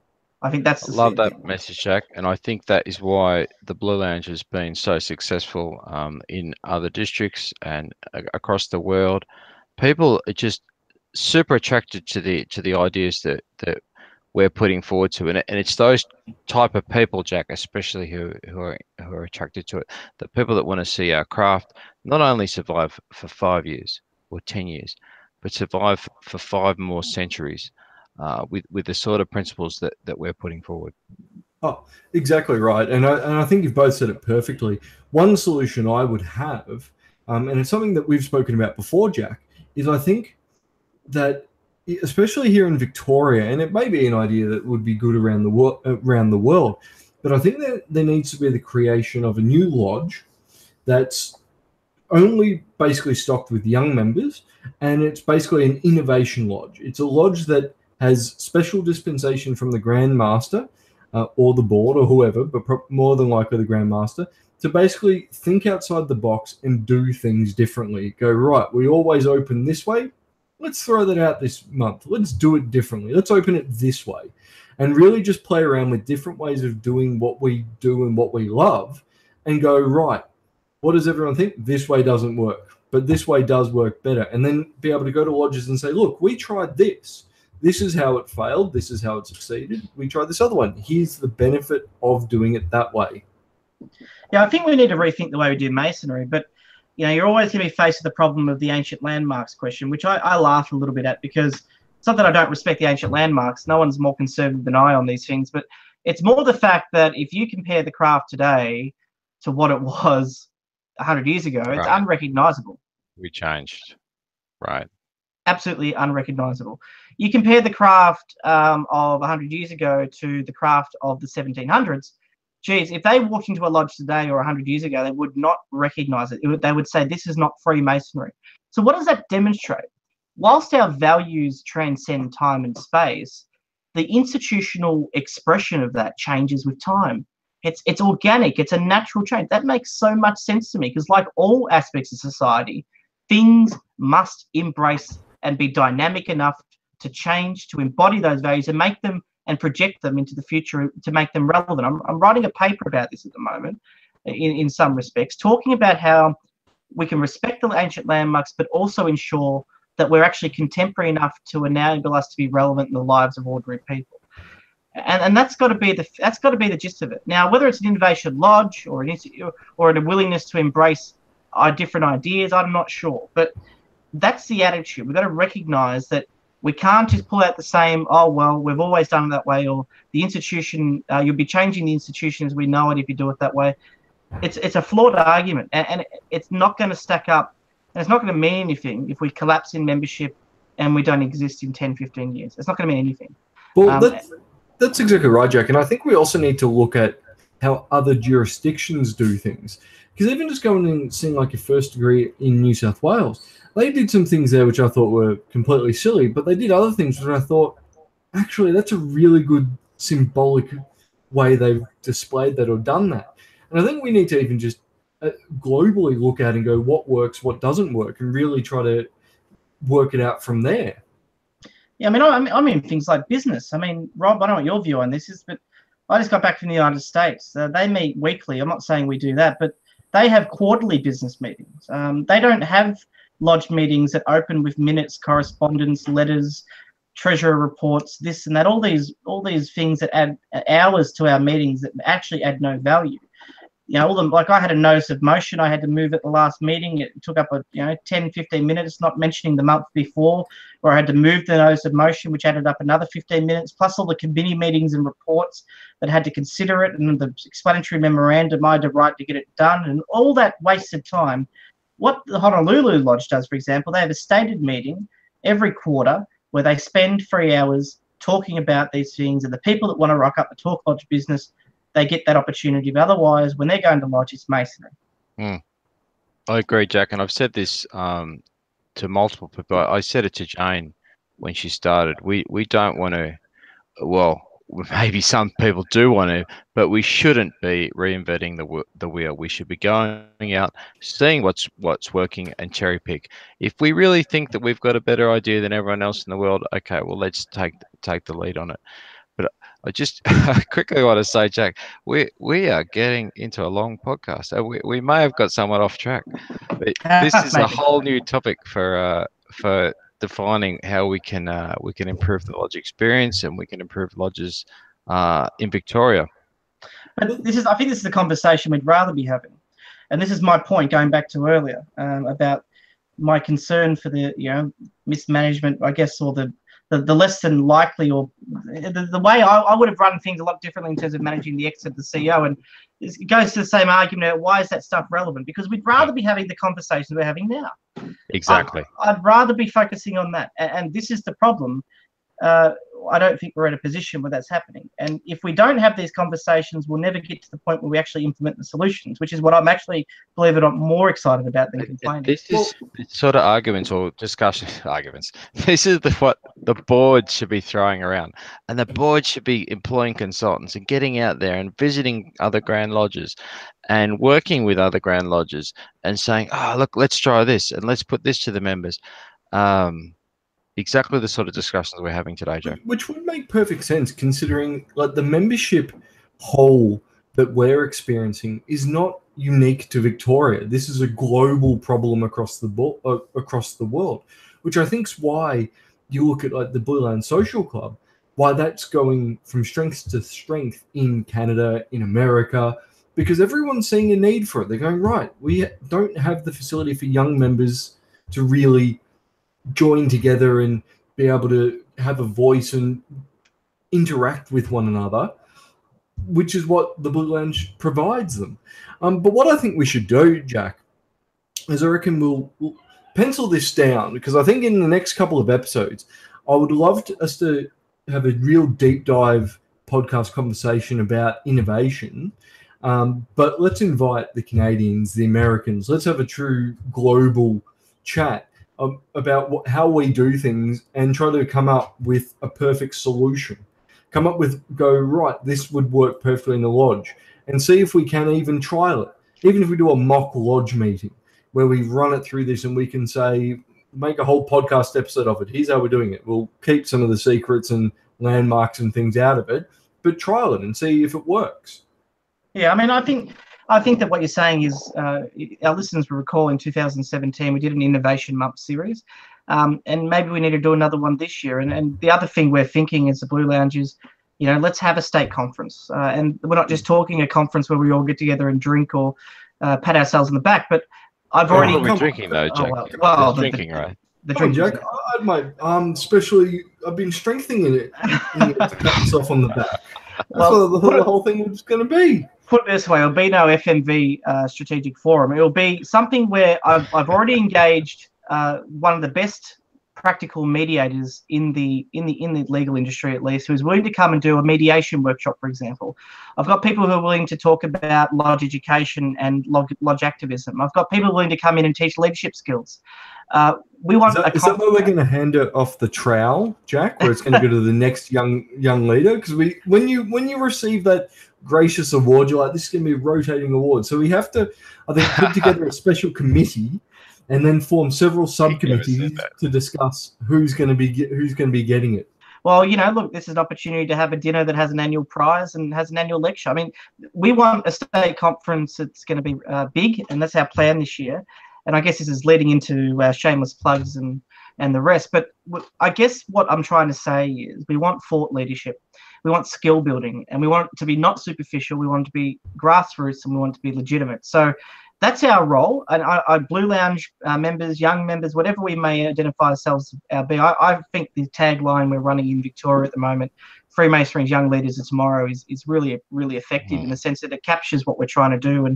And that's what I want 2018 to be. I said that in our New Year's speech, our New Year presentation. I want this year to be the year where young leaders grasp the future and take up those spots, those vacuums that exist in our organisation. And I believe that now is no better time than any time in our history to do it. So let's move it on. I hate to move it on. We've had a really fantastic conversation, and I have to say it's been really fun to participate in. I'm sure our listeners have got a lot out of it as much as we have, and I want it to be thought-provoking. And if you happen to be in a position where you think that maybe this stuff is best left in-house, let me just say this. Organisations that want to be honest and want to attract good men need to be honest about who they are and what they're offering. Despite the everyday to and froing of administration, the heart and core of the craft is wonderful. It's unchangeable, and it's going to be, I hope, perpetually relevant. And that's all we're focused on this podcast, is having the discussions we need to have to to see the organisation go from strength to strength. And if the amount of recruits we've picked up through this podcast, and I dare say it's been quite a lot, who have directly contacted us and indirectly being recruited, it's got to say that it's been a positive. But let me just run through some quick news, and you guys can jump in if you'd like in terms of want to make a comment or two, but there's some big things happening which I think are worth mentioning. Sad news coming out of the Grand Lodge of Illinois. Right Worshipful Brother Robert Johnson, who of course is the host of the Whence Come You Masonic Podcast, the father of Masonic Podcast, very active on the Masonic Roundtable. Not only is he a podcaster like us, but a true friend to the Blue Land Social Club, instrumental as Deputy District Grand Master to ensuring the creation of the new Illinois Blue Land Social Club. Unfortunately, it's our sad sort of duty to announce that he has been asked to step down from that position. And believe it or not, and this must be an American thing because this would never happen here, all over a misunderstanding, something he'd posted or poorly worded on Facebook about his religion, saying that he's perhaps a deist, not a Christian, when his petition said Christian. What a wonderful world we live in sometimes. I really do sit here and think, why are we doing what we're doing? But sad news coming out of Illinois. Yeah, Jack, it's not for my benefit, but for the benefit of, maybe 2 or 3 listeners that don't know what a deist is. Maybe you can explain that. Well, I mean, look, it's probably something that I would identify with. A deist is someone who believes in a non-institutionalized higher power. There's many forms of deists, but I guess the most common is the non-interventionist. I guess the Swedish clockmaker. He sets up the clock, he winds it up and lets it spin. A non-interventionist deity. Still a deity, still like, we in most common religions, they're monotheism. They believe in a single God. It's still singular generally, but it's a non-institutionalized higher power. Yeah, I think I know a lot of Freemasons who are down that track. I think George Washington's a good example of that. Yeah, the way I've had it described is it's basically you don't believe necessarily in a singular God or a Judeo-Christian version of a God. You just believe that there is some form of higher power out there. It's not in specific. Yeah, surely that's all we ask. Surely that is. It's exactly what we ask. But I remember he had a discussion on his podcast about this. He said, because deists don't necessarily have a set holy book like the Bible, for example, when they go up to or when they doing any of their like oaths or anything like that, they could basically just have a blank paper book there, because the book itself doesn't necessarily need to be the Holy Bible that most brethren use. It could be anything. It could be a science book, because they're not necessarily saying that they believe in a specific version of a God. They just believe in a higher power, which could necessarily be anything. Exactly right. And I mean, I think it's a reflection of American Freemasonry. It is considered to be a Christian institution in a lot of the states of the United States. Some states require a Trinitarian Christian adherence, which is not only anachronistic but abhorrent in my view in a lot of respects. But it shows you the cultural difference. But I guess more importantly, from a popular culture point of view, it's a very sad day for him and his family, who I'm sure are very invested in his role, and to all his supporters around the world. And even my view, the Grand Lodge of Illinois is very lucky to have someone like Robert Johnson. Very, very lucky indeed.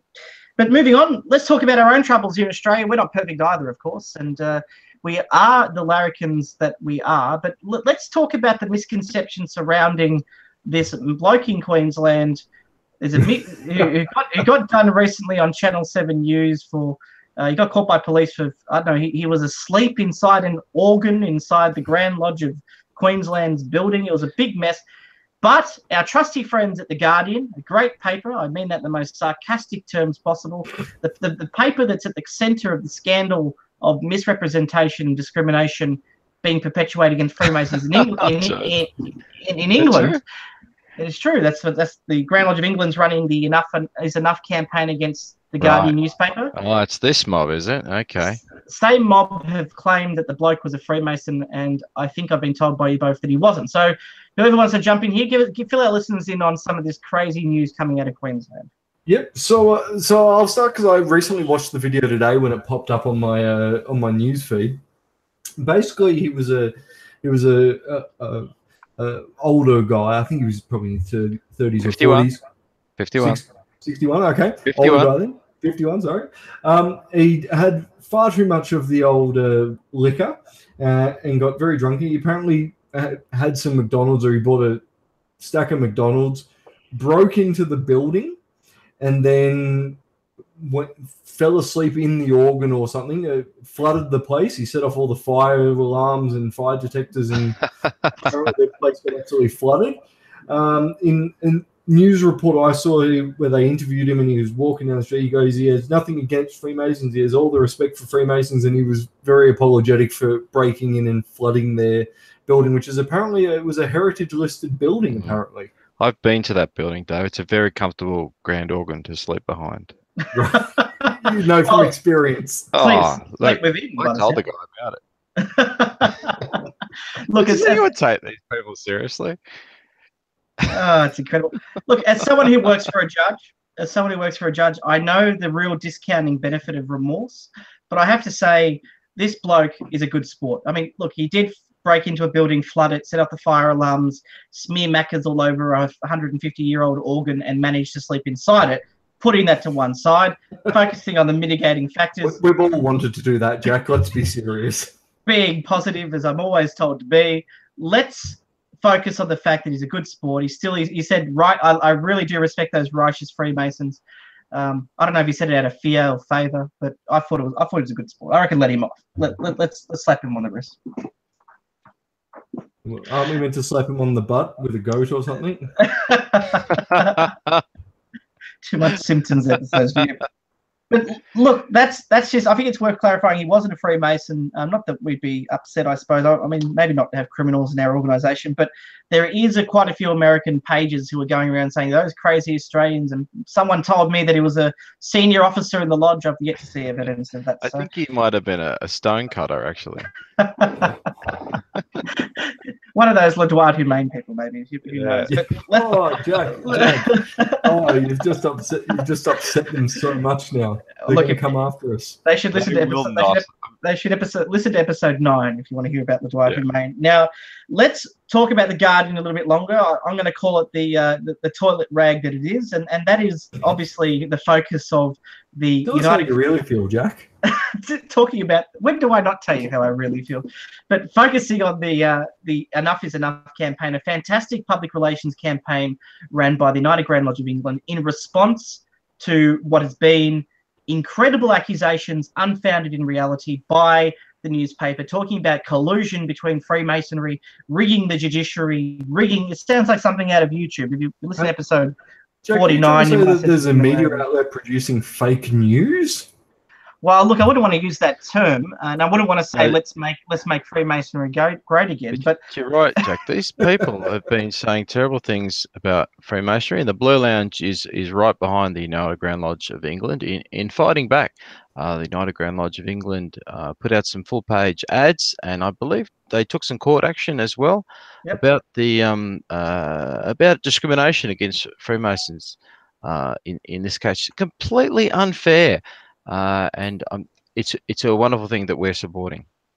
Yes, and I think that the results have spoken for themselves. The Guardian have altered the article, put out a retraction, apologised, and I imagine they're looking at their reporters and thinking, you'd never make that mistake again, because this is a great time to be alive, to be a Freemason. For too long, we've let other people define who we are and what we're about. It's time we fight back and reset the narrative. So well done to the United Grand Lodge of England.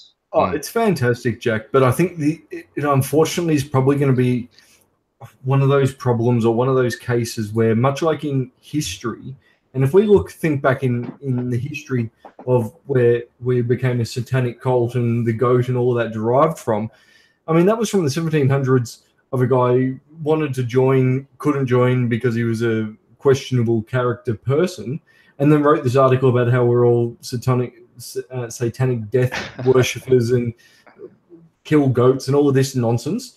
And he was proven wrong, wrote a retraction, but the retraction is not spoken about. But the fact that we're a satanic death cult keeps Mate, there's carrying no on. way we kill goats. We're very kind to our goats. We treat them very well. Look, what they do I in the don't know what country you is what do they with do in the your goat, country. at your lodge. Our Well, goats are looked after. I know. I'm just a little Go bit on, Jack, concerned. next. After our last lodge meeting, where we had that meat that was very delicious, Stop I it. haven't seen them go around. Well, jeez, God help us all. We've just fed the conspiracy theories further. But let's get on to shameless plugs. What's happening locally? I'm going to speed through some of the things that I have coming up, and then we'll do the same for you guys, because I understand that our listeners don't want the episode to go too long. And I think we're going for Nearly 2 hours. nearly 2 hours at the moment. So, to our listeners, no, we're not going to apologise. So let's move on from that. But the Blue Lounge Social Club is obviously expanding. We're the fastest growing Masonic youth initiative in the world. Prove it otherwise if you think you've got a different opinion. I look forward to your email at spam@spam.com. We do have, of course, a new jurisdiction starting up, which is going to add to our already large family. We currently have 5 jurisdictions in operation. This will be number 6, and that is, of course, at the United Grand Lodge of Ancient Free and Accepted Freemasons of Tasmania. And their 25 lodges that form that small state but very important state in Australia. I usually call it the forgotten state. Let's just say there's a lot of very close families in Tasmania that are members of Freemasonry. And They're all brothers in Tasmania, aren't they, Jack? Is it? I was going to say, And they're gone, right? And we've lost it. But, and South Australians are just Tasmanians that can swim, unfortunately for them. But look, let's get back to the fact that we have a new Blue Lounge Social What Club. jokes do people tell about us, Jack? We've got to have something wrong with us. There's nothing to be said other than soapboxes or something. But the point is, we have a new jurisdiction. So congratulations, obviously, to the members that's out fantastic. there. And we're looking forward to welcoming you to the family and the big launch that will be coming in soon. So look, keep your eyes out for Facebook and check out the announcement for the new Blue Lounge Social Club of Tasmania. Let us know when it is. We'll be there. We'll go down. It's not too far for us. The other thing that's coming up, of course, we've got the Victorian Lodge of Research is hosting the Blue Lounge Social Club State President Victoria. Good-looking bloke. I believe his name's Jack Aquilina. He'll be presenting a paper, which is me, of course. I'm talking myself in the third person. It's entitled Completing Our Allotted Task Goals Yet Still Day. And if this really doesn't inspire you, I don't know what will. The subheading is a qualitative and quantitative analysis of the impact of contemporary 21st century society on Freemasonry and the principles that should underpin fraternity's future relevance in the lives of man. Now, no one's going to come now to the lecture, but No. I reckon everyone. If you enjoy the best night's sleep of your life, go see, because you'll be able to get there. You'll be able to get a good 15 hours sleep and wake up and catch the end of Jack's talk. I agree. And Rob, you've been on the butt end of proofreading, and I think you've had some nice news as a result of it. Jack, this is a really excellent article by yourself. I read the intro and was just blown away. I think some of the connections that you've made in it are spot on, and people should take notice of what you've written. Only 25 years old. What are you, 4 years in the craft? But you've made some connections and some observations that a lot of people should have a look at, and really think about. Jack, I think whether it was my internet or the microphone or something, if you can just repeat what the head title was, I think it's a wonderful title for your paper. So the head title, just in case you didn't get it, is Completing Our Allotted Task While It Is Yet Still Day, is what I've called the paper. An excellent title. So 27th of April, Victorian Lodge of Research. It is the premier research lodge, I'd say, in the Southern Hemisphere. Produces great Masonic research, and it really is one of those places you should get to. I regret not going more often. It'll be a Friday night. Come along and be part of the large audience will be there, and let's have a conversation, a positive conversation about Freemasonry's future. I look forward to seeing you there. One other thing to plug, David and Rob, before I pass it off, David Fung, the worshipful master of the Admiral Collingwood Lodge, is having a double second degree. We're making it an official Blue Lounge event. We want to support a young Mason, a chair. So if you happen to be in Melbourne, and I believe the date is going to be the 27th, please get along 7:30 p.m. at the Ivanhoe Masonic Centre, which is in Salisbury Avenue in Ivanhoe, and come along for a great night. Let's go to Rob. Rob, what's your shameless plugs that our listeners should know about for the upcoming Masonic? Got a lot to say, Jack. I just want to mention the vlogs that I've been getting on top of. I'm going to put out another one very soon. I hope everyone can get onto YouTube and Facebook wherever you can find our vlogs, and come along with us to an interesting night of Freemasonry. I was just recently at the Latrobe Valley Masonic Centre dedication. I enjoyed that a lot, so much that I'll be going along on the 17th of March to the dedication of the new Bayside Masonic Centre. I'll be in the Red Room, and I'm expecting more smoke this time. There wasn't enough smoke for me last time. It was salt and wine and corn everywhere, but not enough salt. People that know the dedication ceremony will know what on earth I'm talking about. And last night was a wonderful night in Freemasonry for myself. And there's a link to the Blue Lounge. We raised, we initiated a young bloke into Freemasonry about 12 months ago with the dispensation of the Grand Master. A team completely of the Blue Lounge Social Club representatives in every office, and did every charge for this young bloke, Bo Atkinson. He was raised to the sublime degree of a Master Mason last night, and I was privileged to deliver him the final charge. But Jack, one of the big upcomings that we must mention is the virtual lodge. Now we have a kickoff meeting on March the 29th to elect our first worshipful master, and to set some of the the establishing features of the lodge, its name, its night. We're going to meet some of the officers for the lodge when we kick off. It's a very important meeting on March the 29th in Brunswick, and I encourage all brethren to come along. This virtual lodge has the potential to connect not only people from the city to the country, but also those people who might be in nursing homes, or just can't drive, or might be moved interstate, or might just be on the other side of the world and want to join with us in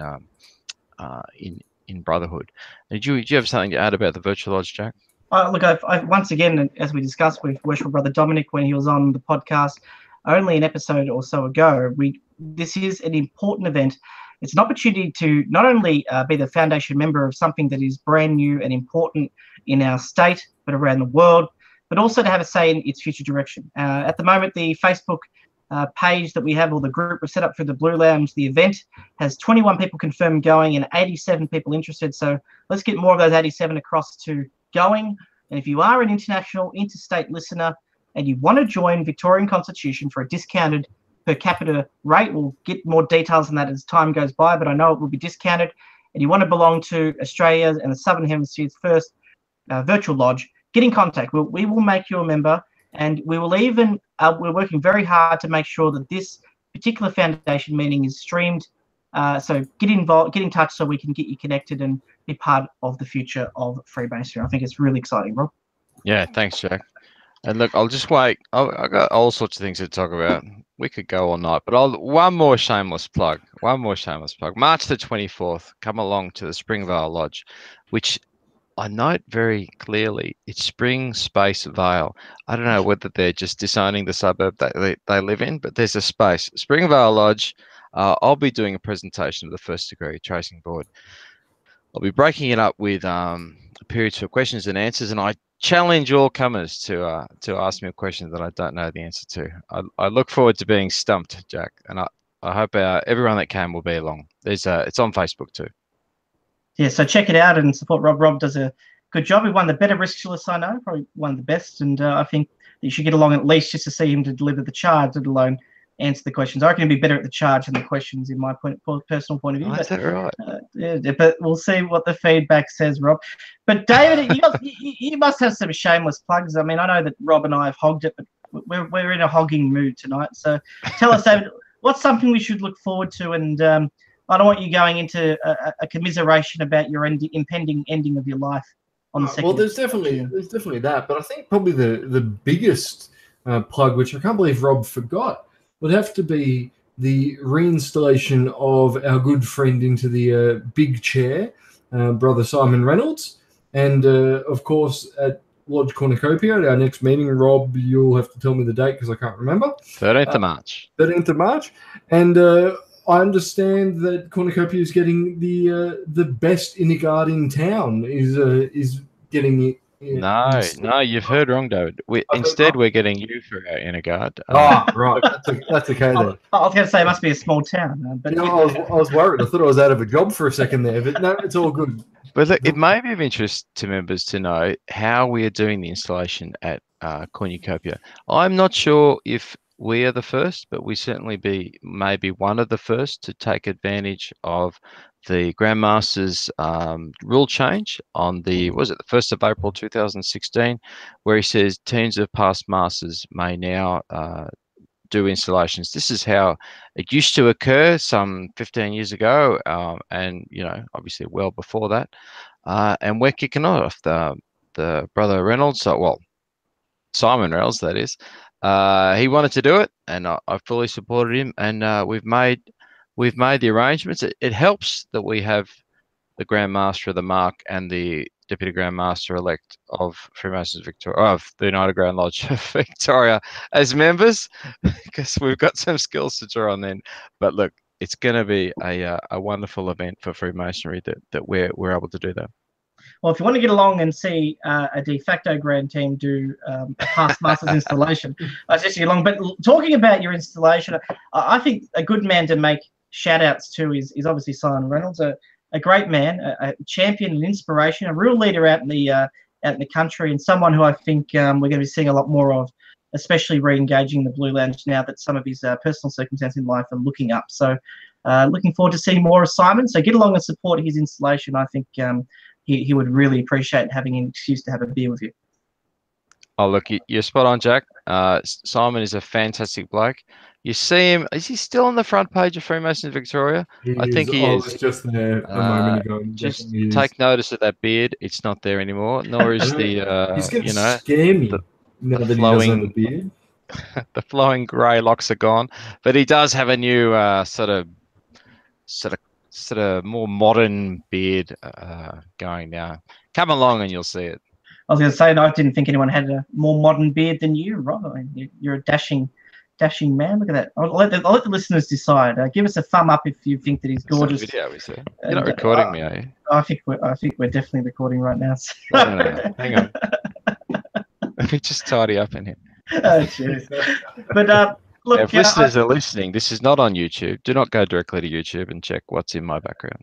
And in other news, our YouTube channel is on our show notes, so check it out, and we'll also do a link to the virtual lodge as well. So friends, I think we've had a fantastic episode of the Brought to Light Masonic Podcast. There's been no necessary sort of discussion point or topic or interview, but we have had a reflection on some of the big changes that have happened here in Victoria, and had now the opportunity to really look at some of the positive things we can do to ensure that our organisation goes from strength to strength in an environment of change and excitement. And I really do want to emphasize that point of excitement. And we do have some exciting episodes coming up.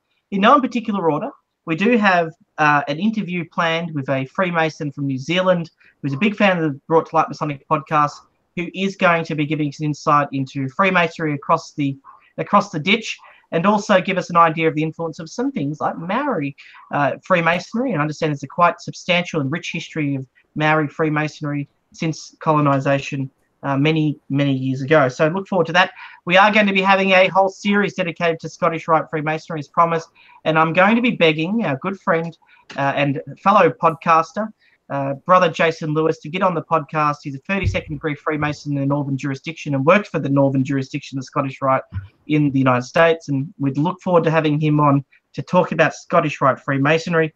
We've also got a brother from New South Wales who wants to do a comparative analysis between the way they do things north in this inferior state of New South Wales compared to our more grand and jewel-like and wonderful royal state of Victoria. So we'll be doing that. And also, believe it or not, we do have a Grand Master coming on. And it's not the incoming Grand Master of Freemasons Victoria, but it is, of course, a Grand Master from Utah, the Grand Master of Utah. And we'll be announcing more details on that. We're looking forward to the honour and privilege of being able to interview him. So please keep in touch with the Brought to Light Masonic Podcast and the latest news and topics and discussions, all targeted towards opening up Freemasonry and making sure that we are at the forefront of our modern day and age. And we thank you very much for your support and listening. I'm going to sign off. My name is Brother Jack Aquilina. And I'm your other host, Brother David Illingworth. And I'm Rob Billing. And we thank you very much for listening to episode 52 of the Brought to Light Masonic Podcast, Tumultuous Change and Masonic Leadership. Stay safe, stay on the level, and we will speak to you in the coming weeks.